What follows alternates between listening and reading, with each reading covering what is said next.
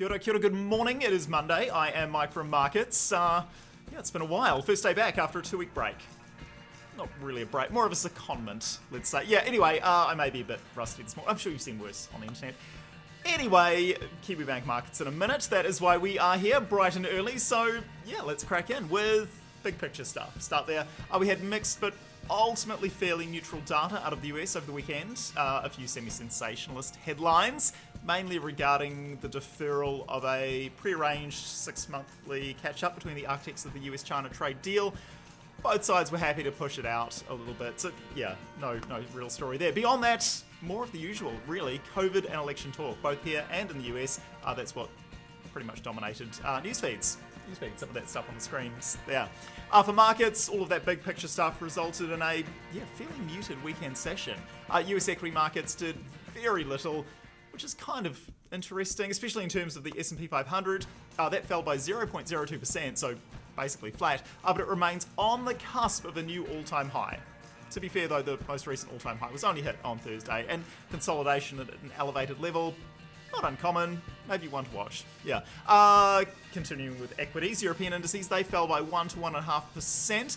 European markets hit a little harder due to, amongst other things, the UK adding a slew of countries to its no-go travel list, including France. Commodities, they were choppy and mixed, but in aggregate, also fairly muted. Currencies, a little bit more action there if you look at the right pairs, or pair. Kiwi, that did little, 65.26 to 65.59 was the range, so 33 odd points. Pretty tight, and the Kiwi closed broadly in the middle of that.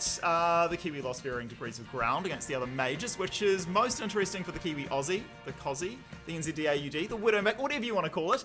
The combination of a middling NZD and an appreciating Aussie dollar resulted in the Kiwi Aussie falling to a low of 91.21 Aussie cents, lowest level since late 2018.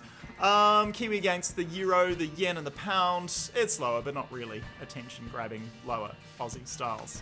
Okay, I think that's about it. Not much in the way of data today, unless you have interests in Kiwi yen.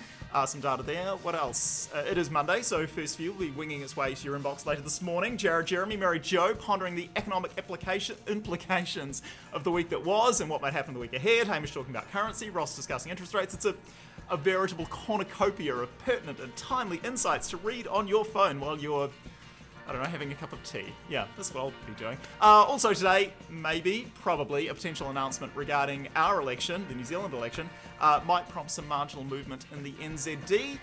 Might not. Either way, certainly interesting stuff. Alright, that's it. Stay safe out there and have a great Monday. Kia pai tō rā.